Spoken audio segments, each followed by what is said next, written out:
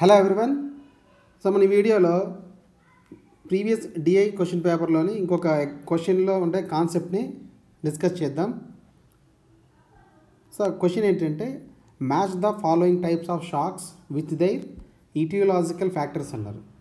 So ఇక్కడ మనకి shock గురించి యాక్చువల్గా ఇది కాన్సెప్ట్. ఓకే, సో ఇక్కడ డిఫరెంట్ షాక్ టైప్స్ ఇచ్చారు, దానికి మ్యాచింగ్ చేయమన్నారు. సో ఆ మ్యాచింగ్ చేసే ముందు ఒకసారి చూడండి. న్యూరలాజికల్ షాక్ ఇచ్చారు, కార్డియోజెనిక్ షాక్ ఇచ్చారు, హైపోవాల్యూమిక్ షాక్ ఇచ్చారు. ఇటువైపు ఈటియోలాజికల్ అంటే దాని కాజెస్, రీజన్స్ ఏంటంటే arrhythmias, spinal anaesthesia, loss of plasma due to burns అని ఇచ్చారు. సో అవి చూసే ముందు ఫస్ట్ షాక్ అంటే ఏంటి, డిఫరెంట్ టైప్స్ ఏంటి చూస్తే ఈజీగా మనము దాన్ని మ్యాచ్ చేయొచ్చు. ఓకే, సో అది చూసే ముందు మీకు వాట్సాప్ గ్రూప్ లింక్ ఇచ్చాను డిస్క్రిప్షన్లో. మీరు వాట్సాప్ గ్రూప్లో జాయిన్ అయ్యి ఇంకా ఏదైనా డౌట్స్ ఉంటే అడగచ్చు, డిఏకి సంబంధించి డిస్కషన్ కూడా చేయొచ్చు. సో ఇక్కడ షాక్ అంటే చూడండి. సో షాక్ అంటే సింప్లీగా బాడీలో ఉండే డిఫరెంట్ టిష్యూస్ అండ్ ఆర్గాన్స్కి బ్లడ్ ఫ్లో తగ్గిపోతే దాన్ని మనం షాక్ అంటాం. Decreased blood flow to the different tissues and organs is called shock. So ఆ డిక్రీజ్ అవ్వడానికి డిఫరెంట్ రీజన్స్ ఉన్నాయి.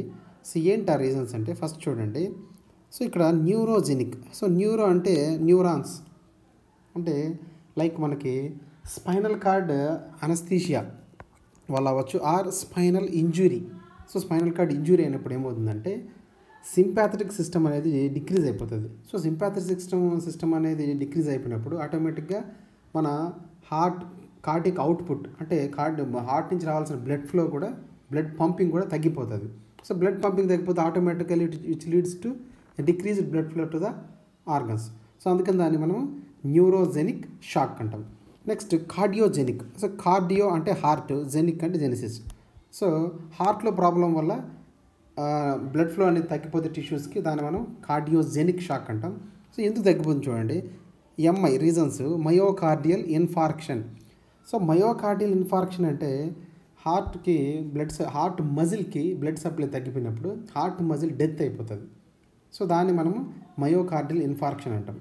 సో అప్పుడు ఏమవుతుంది, హార్ట్ కాంట్రాక్షన్ అనేది ప్రాపర్గా జరగదు కాబట్టి కార్డిక్ అవుట్పుట్ తగ్గిపోతుంది. కార్డిక్ అవుట్పుట్ తగ్గిపోతే టిష్యూస్కి బ్లడ్ ఫ్లో కూడా తగ్గిపోతుంది. టిష్యూస్ బ్లడ్ ఫ్లో తగ్గిపోతే దాన్ని మనం షాక్ అన్నాం. సో మయోకార్డియల్ ఇన్ఫార్క్షన్ అవ్వచ్చు, లేదు కార్డిక్ అరిథమియాసిస్. సో అరిథమియాసిస్ అంటే రిథమిక్గా హార్ట్ అంటే నార్మల్గా హార్ట్ రేట్ ఉంటే దాన్ని మనం రిథమిక్ అంటాం. రిథమ్ అంటే ఇంప్రాపర్.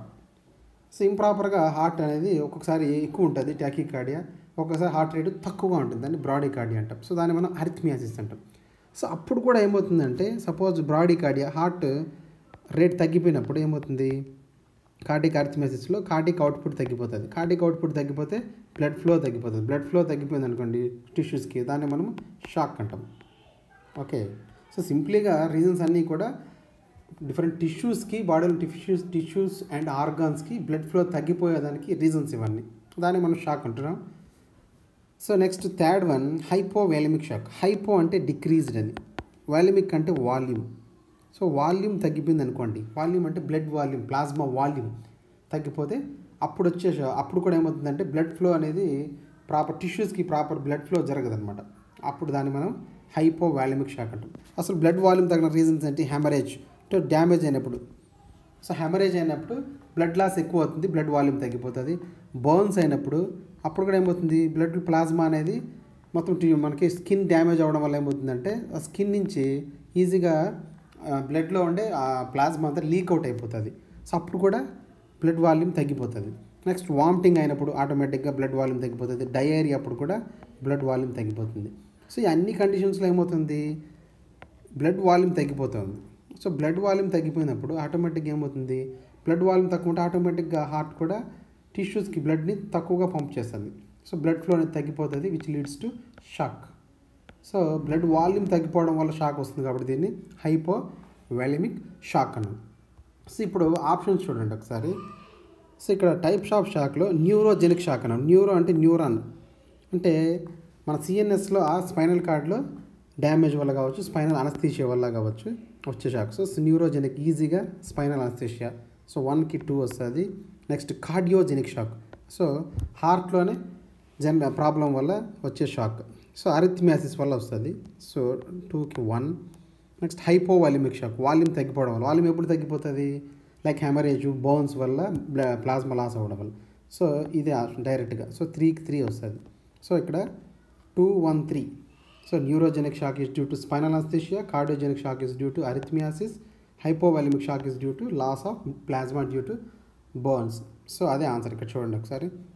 1కి 2, 2కి 1, 3కి 3. ఓకే. సో ఇలా మనం కాన్సెప్ట్ని ఆ క్వశ్చన్లోనే ఆన్సర్ ఉంది, ఈజీగా అక్కడ ఆన్సర్ చేయొచ్చు. అలా కూడా ప్రతి క్వశ్చన్లో ఉన్న న్యూరో అంటే స్పైనల్కి సంబంధించింది కదా, కార్డియో అంటే హార్ట్కి సంబంధించిన అరిథ్మియాసిస్, హైపో అంటే వాల్యూమ్ తగ్గిపోవడం వల్ల, వాల్యూమ్ ఎప్పుడు తగ్గిపోతుంది ఇక్కడ, loss of plasma due to burns. So క్వశ్చన్లో కూడా ఆన్సర్ ఉంది యాక్చువల్గా అక్కడ. ఓకే. సో ఇలా ఈజీగా మనం కాన్సెప్ట్ అర్థం చేసుకున్నప్పుడు ఎలా క్వశ్చన్ ఎలా ఇచ్చినా కూడా you can answer. Okay. I hope మీకు హెల్ప్ అయింది అనుకుంటున్నాను.